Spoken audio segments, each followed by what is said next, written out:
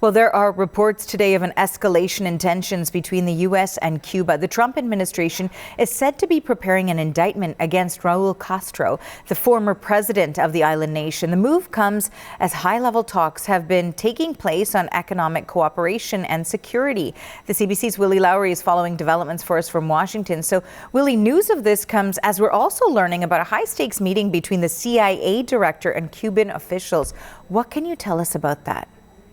That's right, Arthi. This was really just the latest effort by the administration to increase pressure on the Cuban government, and also a little bit of a show, if you will, by the Trump administration, showing that they can walk and chew gum at the same time. While you have Trump and the Secretary of State and Secretary of Defense Pete Hegseth in China, you have the CIA Director John Ratcliffe in Cuba meeting with his counterpart, as well as with Raúl Rodriguez Castro. That's the grandson of former President Raúl Castro. And Ratcliffe's message was simple, that the administration is willing to engage on economic and security issues only if the Cuban government is willing to fundamentally change.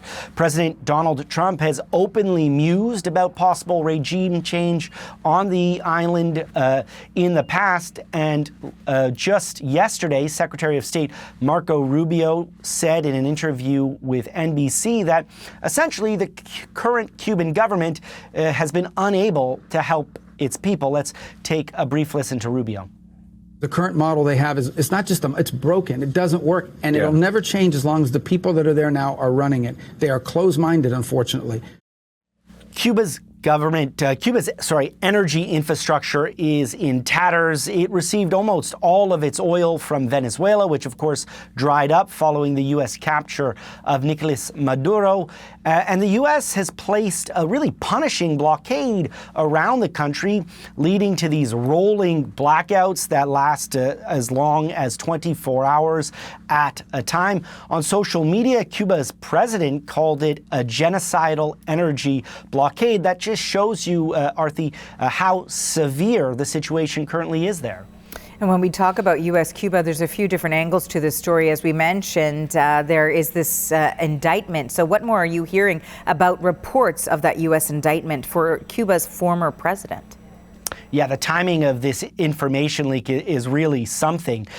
So we have U.S. media that is reporting that the Department of Justice is preparing an indictment against Raúl Castro. He is, of course, the 94-year-old brother of Fidel. He led Cuba from 2008 to 2018, and the indictment is expected to center on the downing of two planes in 1996 belonging to the humanitarian organizations Brothers to the Rescue. And Castro, while retired, still holds a significant amount of sway in Cuba. President Trump said on Air Force One just a short while ago that he was not ready to comment on the indictment. Let's take a brief listen to the president speaking aboard Air Force One.